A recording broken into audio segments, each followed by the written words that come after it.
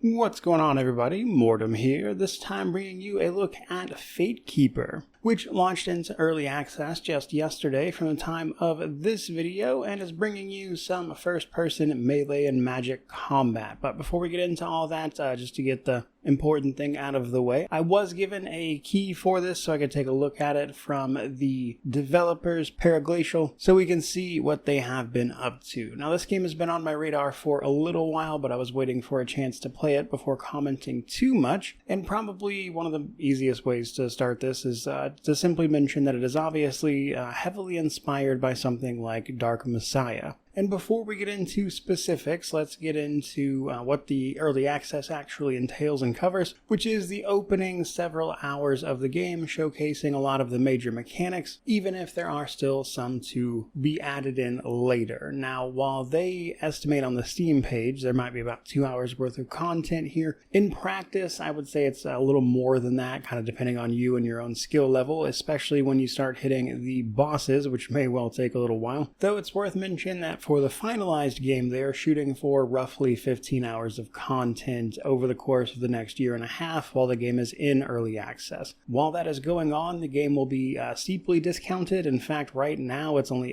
$8 with a little bit of a launch discount, and then the regular early access price is just going to be $10 US. So pretty cheap game overall. Now, while the game does seem to be relatively linear, I think they may have plans to add something like a chapter or like a level select in at a later point, because the first area you go to, Haven, they have you interact with the map table that sees you picking your location, and so I could see them potentially adding in something that allows a little more replayability, so to speak, of individual levels as you go. But otherwise, the game seems to be you running through mostly linear levels, taking on the various combat encounters you'll get up to.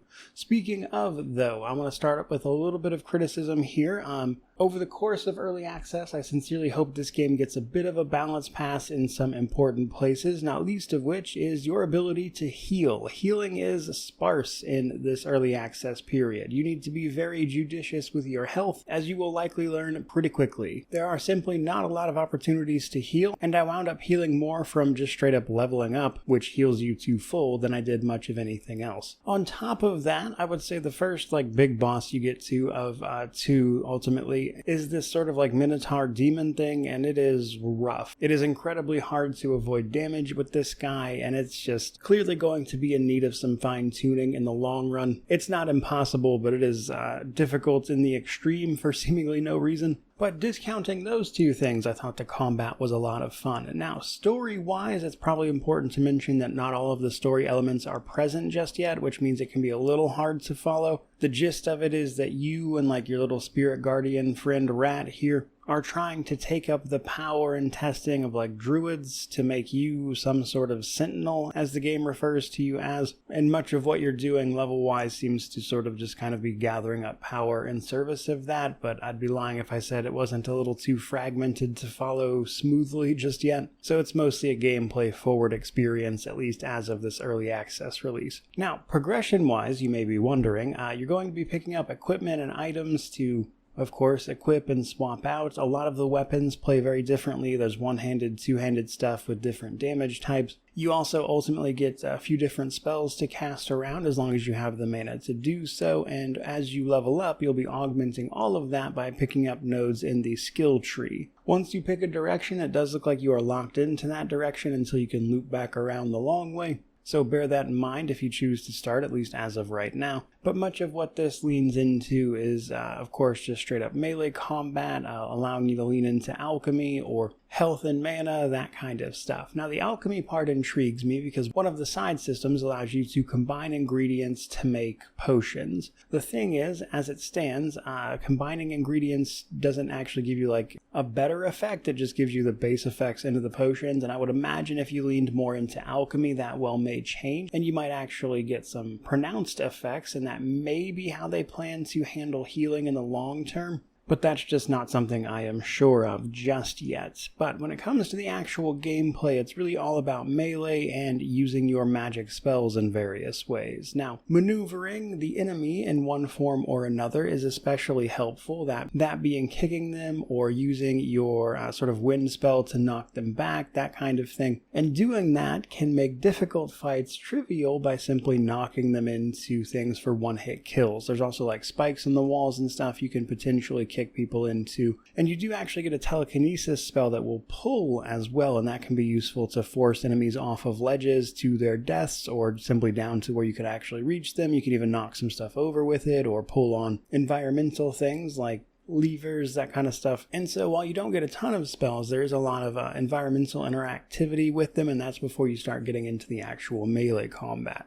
Now, it takes some getting used to, but you do have a dodge and a block to take advantage of. The catch is a lot of the enemies are smaller than you, and they are a lot faster than you at the same time. So sometimes you can be going in for like a melee attack, and it will just whiff right over the enemy's head if it chooses to lunge at you, which kind of brings it even lower to the ground, which I guess is something to be said of the hitboxes in this game being fairly accurate, but can be a little annoying in the moment until you get used to it. And then the exact timing of the dodge and the blocks can be a little touchy as well. But discounting that, it is a system that feels heavy in terms of the actual melee combat. And you've got your light and heavy attacks, and then again the one-handed and two-handed, which will determine the speed and range at which you can do those things. And at least to me, it actually kind of winds up turning individual situations into a bit of a puzzle, if you will. So you can go into certain areas, there's a bunch of different enemies, and you have to figure out how to handle them in ideally the most effective way possible to preserve your health as much as possible, because as I mentioned,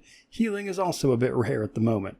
Now, if you die, you get kicked back to your last save point, which are these campfires you'll be finding along the way. So again, preserving your health from point to point and then having enough to carry forward is important and honestly probably a little too difficult to manage at the moment. And that's made even more complicated by the occasional enemy that will do things like, you know, throw up a shield and has to be maneuvered around. Some of the more like undead looking enemies don't respond as forcefully to your repositioning as the smaller, more agile enemies tend to. But kind of pulling all that together to call it a video. Right now, I would say this is in a pretty good spot to start improving from. The price is very cheap, so it's easy to jump into for sure. And on top of that, the core of what they're trying to do here feels really good. The combat and the feedback therein feels good. The interactivity with the magic and how you can use that in certain situations also feels great. But there are certainly some critical things I think they'll need to work on over the course of this game's early access journey, which again, they are shooting for 18 months there. And those being things like the balance around healing, item management, I would even probably say accessible save points as well. And then, of course, the addition of any potential systems along the way. Like, for instance, it kind of feels like they're trying to do like a level select thing from what appears to be your main hub area. I think there's going to be probably some sort of crafting system in there as well, given there seems to be like a blacksmith guy you can't really interact with here. But if they can start addressing all of those things and also improving upon what's already good here, then I will be very interested in taking a look at this game when it ultimately fully releases, as there's already a compelling experience here, and I'm excited to see where they go. But as for today, I think that's pretty much everything to know. Certainly hope you enjoyed the video. If you did, by all means, like, comment, subscribe, all that YouTube jazz. But regardless of any of that, truly, just thank you so much for watching. I really do appreciate it. May you wander in wisdom and have an amazing day.